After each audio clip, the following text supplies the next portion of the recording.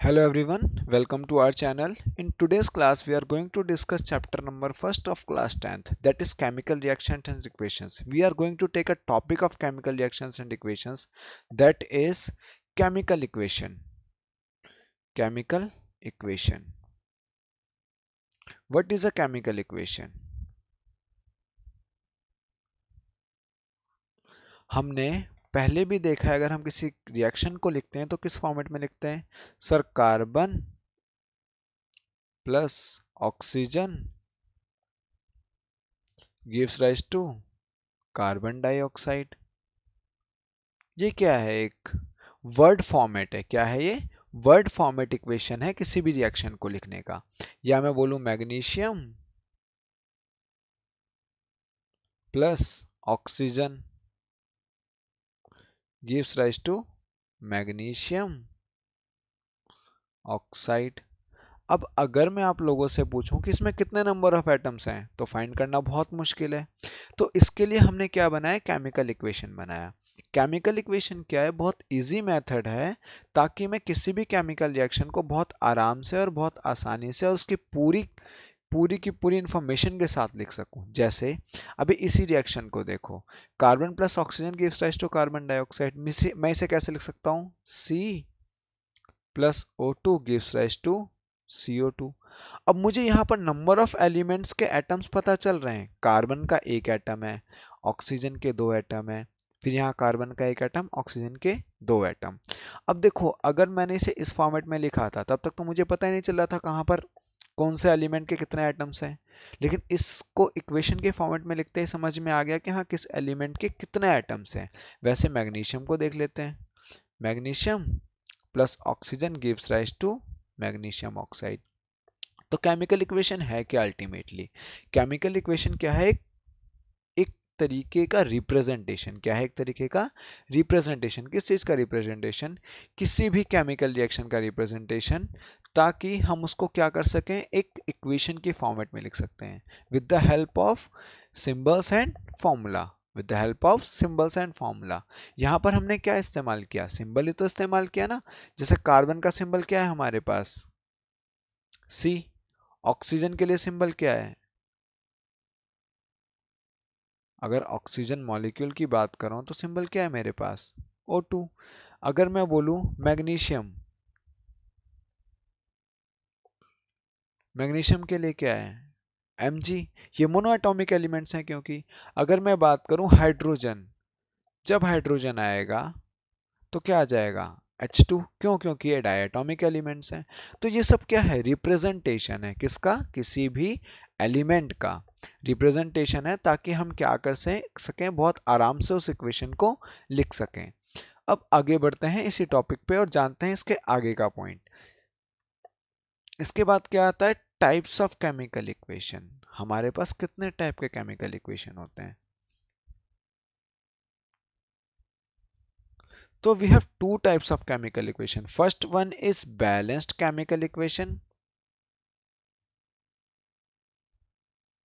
And if we talk about the second one, that is unbalanced chemical equation. That is unbalanced chemical equation. Chemical equation. Now, एक एक करके एक एक को समझेंगे हम, एक एक केमिकल इक्वेशन को। देखो सबसे पहले क्या आया? बैलेंस्ड। अब नाम क्या है? बैलेंस। इसका मतलब वो बैलेंस कर रहा है किसी तरीके से। बैलेंस कैसे कर रहा है? एलएचएस को आरएचएस है। अब सर ये एलएचएस आरएचएस का क्या बवाल है? देखो क्या बवाल है। मैंने इक्वेशन लिखी C plus O2 gives rise to CO2। अब इसका जो एलएचएस वाला साइड है, लेफ्ट हैंड साइड है, वो क्या कहलाता है? रिएक्टेंट। और ये वाला साइड क्या कहलाता है? प्रोडक्ट। बट सर इससे मुझे बैलेंस और अनबैलेंस का तो पता नहीं चला, आपने तो रिएक्टेंट प्रोडक्ट लिख दिया, बात खत्म। अब यहां पर अगर हम ध्यान से एक चीज देखें, इसको मैं डिवाइड करूं, इधर लिखूं LHS और इधर रखता हूं RHS। तो नंबर ऑफ एटम्स देखते हैं एक एलिमेंट के। कार्बन के कितने नंबर ऑफ एटम्स हैं? एक। इसके आगे कुछ नहीं है, इसके आगे पीछे कुछ नहीं है, तो एक ही होगा। ऑक्सीजन के आगे पीछे कुछ लगा है? हाँ, इसका फॉर्मूला है O2। O2 में कितने एटम्स हो गए? Total 2 atoms. वैसे ही आरएचएस वाली साइड देखो, कार्बन के कितने एलिमेंट्स हैं, कितने एटम्स हैं, एक। आगे कुछ लगा है, नहीं लगा, इसका मतलब कितने एटम्स हैं, एक। ऑक्सीजन के कितने एटम्स हैं, 2।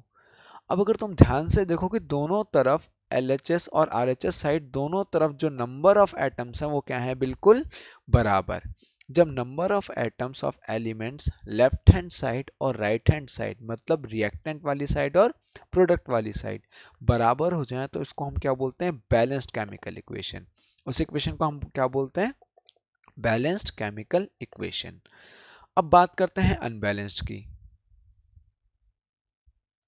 अब यहां से एक चीज तो क्लियर हो गई होगी हमें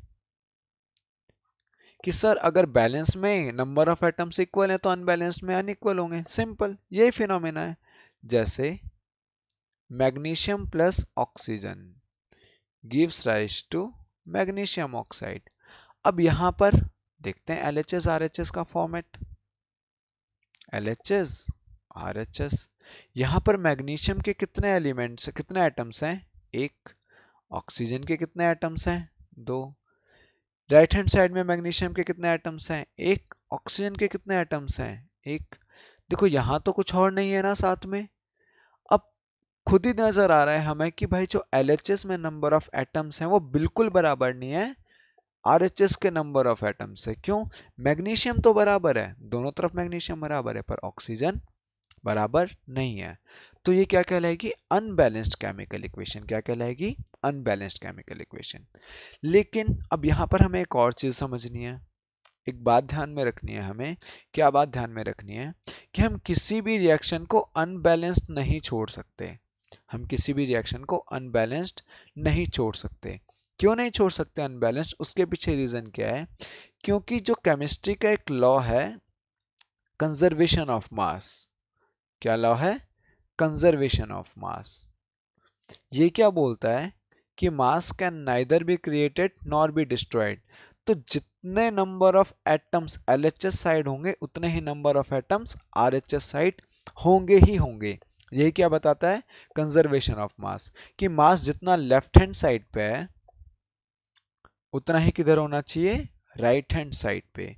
तो हमें अल्टीमेटली क्या करना पड़ेगा, अगर कोई रिएक्शन अनबैलेंस्ड है तो मुझे क्या करना पड़ेगा, उसे अब बैलेंस करना पड़ेगा। सिंपल सी बात है, अगर बैलेंस नहीं करूंगा तो वो रिएक्शन फिजिबल नहीं हो पाएगी। तो अब इसके बाद जो हमारे पास टॉपिक है वो क्या है, balancing chemical equation. Balancing chemical equation. अब पहला एग्जांपल लेते हैं। जैसे हमने ऊपर देखा अभी, C+O2 gives rise to CO2। क्या हमें इसे बैलेंस करने की जरूरत है, carbon plus oxygen gives rise to carbon dioxide, नहीं। क्योंकि इसके सारे एलिमेंट्स पहले से ही बैलेंस है, इसके सारे एटम्स पहले से ही बैलेंस है। अब देखो एक और रिएक्शन देखते हैं हम इसके साथ साथ, magnesium plus oxygen gives rise to magnesium oxide. अब ये रिएक्शन क्या है, बैलेंस नहीं है, तो हमें इसे क्या करना पड़ेगा, बैलेंस करना पड़ेगा। अब वापस से चलते हैं LHS और RHS वाले रूल पे। ये हो गया LHS, ये हो गया RHS। मैग्नीशियम के कितने एलिमेंट्स, कितने एटम्स, एक। ऑक्सीजन के कितने, दो। इधर मैग्नीशियम के कितने, एक। ऑक्सीजन के कितने, एक। अब ये तो मैंने सिंपल लिख दिया कि LHS और RHS क्या है, ठीक है। ये हमारे पास रिएक्शन है। अब देखो जरा ध्यान से, क्या करना है हमें। सबसे पहले हमें क्या ध्यान देना है, ये जो मैंने इक्वेशन लिखी ना, Mg plus O2 gives rise to MgO, ये एग्जैक्ट फॉर्मूला है, ये एग्जैक्ट फॉर्मूला है किसी इसी रिएक्शन का। मतलब मैं मैग्नीशियम के फॉर्मूले के साथ कोई छेड़खानी नहीं कर सकता, ऑक्सीजन के फॉर्मूले के साथ कोई छेड़खानी नहीं कर सकता, मैग्नीशियम ऑक्साइड के फॉर्मूले के साथ कोई छेड़खानी नहीं कर सकता। मैं यहाँ पर अगर मुझे ऑक्सीजन को बैलेंस करना है तो मैं सीधा MgO2 नहीं लिख सकता, ये गलत हो जाएगा। क्यों, क्योंकि इनका प्री डिफाइंड फॉर्मूला है ये, इसी इसी रेशियो में ये दोनों आपस में जुड़ते हैं, इसलिए मैं इसके साथ कोई ऐसा सीन नहीं क्रिएट कर सकता। तो मुझे क्या करना पड़ेगा, इनको बैलेंस करना पड़ेगा, इनके आगे किसी ना किसी नंबर से मल्टीप्लाई करके या डिवाइड करके। अब सिंपल सी बात है, मैं क्या करूंगा, मल्टीप्लाई करना ज्यादा आसान है डिवाइड की डिवाइड के मुकाबले। तो हम इसे क्या करेंगे, सीधा मल्टीप्लाई करके देखेंगे। तो LHS वाली साइड मेरे पास कितने थे मैग्नीशियम, एक। RHS वाली साइड कितना है, एक। तो मुझे मैग्नीशियम को बैलेंस करने की जरूरत नहीं है, ये पहले से ही क्या है, बैलेंस है। पर अगर मैं ऑक्सीजन देखूं LHS वाली साइड, वो क्या है, दो। और RHS वाली साइड कितना है, एक। लेकिन मैं यहाँ पर ऑक्सीजन अकेला नहीं है, ऑक्सीजन पूरा एक फॉर्मूले के साथ है। जब पूरे फॉर्मूले के साथ है, तो अगर मैं इस ऑक्सीजन को चाहूँ दो बनाना, तो मुझे क्या करना पड़ेगा, इस पूरे फॉर्मूले को किससे मल्टीप्लाई करना पड़ेगा, इस पूरे फॉर्मूले को हमें किससे मल्टीप्लाई करना पड़ेगा, दो से। किससे मल्टीप्लाई करना पड़ेगा, दो से। अब जैसे ही मैंने इस फॉर्मूले को दो से मल्टीप्लाई किया, तो मेरी रिएक्शन ही चेंज हो गई, मेरी रिएक्शन के एटम्स ही चेंज हो गए। क्योंकि अब देखो, मैग्नीशियम के कितने एटम्स हैं लेफ्ट हैंड साइड पे, एक। ऑक्सीजन के कितने, दो। राइट हैंड साइड पे मैग्नीशियम के कितने हैं, दो। ऑक्सीजन के कितने हैं, दो। अब ये क्या है, ये कैसे रिएक्शन हो गई सर, ये तो पार्शली बैलेंस्ड हो गई, अभी पूरी तरह से बैलेंस्ड नहीं है, ये क्या हो गई, पार्शली बैलेंस्ड हो गई। अब इस इक्वेशन को मुझे क्या करना है, प्रॉपर बैलेंस करना है ना। प्रॉपर बैलेंस करने के लिए हम जाते हैं इसके थर्ड स्टेप पे। थर्ड स्टेप क्या है इसका, देखो मैंने वापस से रिएक्शन लिखी, magnesium plus oxygen gives rise to 2MgO। अभी हमारी रिएक्शन यहां तक पहुंची है। अब इधर LHS में तो मैग्नीशियम अलग अलग है, लेकिन LHS और RHS, लेकिन ऑक्सीजन क्या है, बिल्कुल सेम। तो ऑक्सीजन को बैलेंस करने की जरूरत है, नहीं सर। और यहां पर अब देखो ध्यान देने वाली बात क्या है, मैग्नीशियम एक, इधर मैग्नीशियम दो, ऑक्सीजन एक, ऑक्सीजन दो, इधर भी ऑक्सीजन दो। इधर अगर मैं मैग्नीशियम को देखूं, तो मैग्नीशियम अकेला है, इधर मैग्नीशियम क्या है, अकेला है। जब अकेला है, तो मैं इसे किसी से ही मल्टीप्लाई करूं या डिवाइड करूं, फर्क केवल इसी पे ही पड़ेगा, इसी एलिमेंट पे पड़ेगा। क्योंकि ये फॉर्मूले के फॉर्मेट में नहीं है, सिंपल एलिमेंट के सिंबल के फॉर्म में है। मैग्नीशियम सिंपल Mg लिखा हुआ है ना, इसके साथ ऑक्सीजन तो नहीं जुड़ा हुआ। तो अगर मैं सीधा 2 से मल्टीप्लाई करूं, तो देखो रिएक्शन बैलेंस हो रही है या नहीं हो रही। अब लिखते हैं नई reaction, 2Mg plus O2 gives rise to 2MgO। अब यहां पर अगर हम देखें LHS पे, तो मैग्नीशियम कितने हैं, दो सर। ऑक्सीजन कितने हैं, दो। इधर मैग्नीशियम कितने हैं, दो। और ऑक्सीजन कितने हैं, दो। पर सर आपने इधर 2 मल्टीप्लाई किया है, तो केवल मैग्नीशियम के साथ मल्टीप्लाई हो रहा है, ऑक्सीजन के साथ तो हो ही नहीं रहा। नहीं, ऐसा नहीं है। जब भी मैं किसी भी फॉर्मूले में आगे मल्टीप्लिकेशन करूंगा, तो उसका मतलब क्या हुआ, मैग्नीशियम भी कितने हो गए इसमें, दो। ऑक्सीजन भी कितने हो गए, दो। बात समझ में आई आपको। अब एक और रिएक्शन ले लेते हैं। अभी हम बहुत सिंपल सी रिएक्शन उठाएंगे, इस पहले जितनी सिंपल रिएक्शन हो सकती है उतनी उठाकर समझेंगे इस फॉर्मेट को। दूसरी रिएक्शन लेते हैं हम यहाँ पर,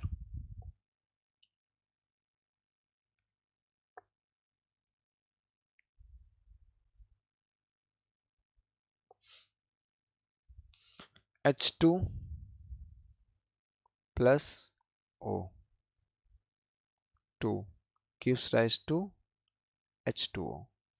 अब अगर मैं इसका LHS वाला साइड देखूं और RHS वाला साइड देखूं, तो सबसे पहले मैं क्या फाइंड करूंगा, नंबर ऑफ एटम्स। हाइड्रोजन के कितने हैं, दो। ऑक्सीजन के कितने हैं, दो सर।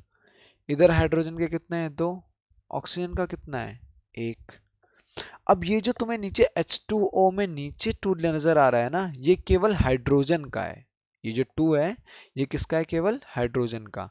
इसका मल्टीप्लिकेशन से कोई लेना देना नहीं है ऑक्सीजन के, क्योंकि ये किसका है, फॉर्मूला किसका है, हाइड्रोजन का। तो यहाँ पर हाइड्रोजन दो ही रहेगा, ऑक्सीजन एक रहेगा।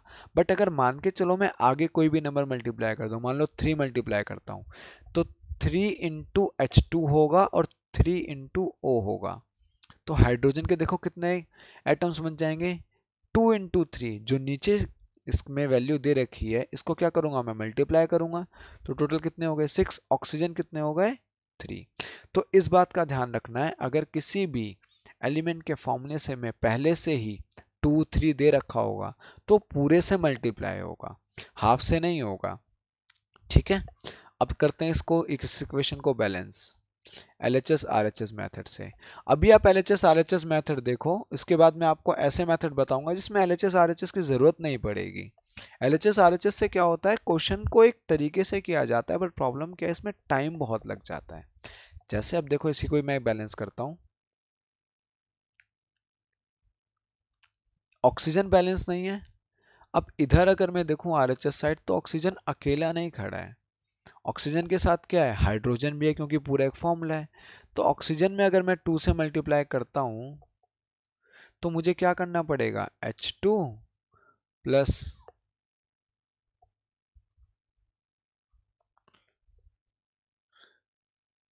H2 plus O2 gives rise to, sir, 2 into H2O,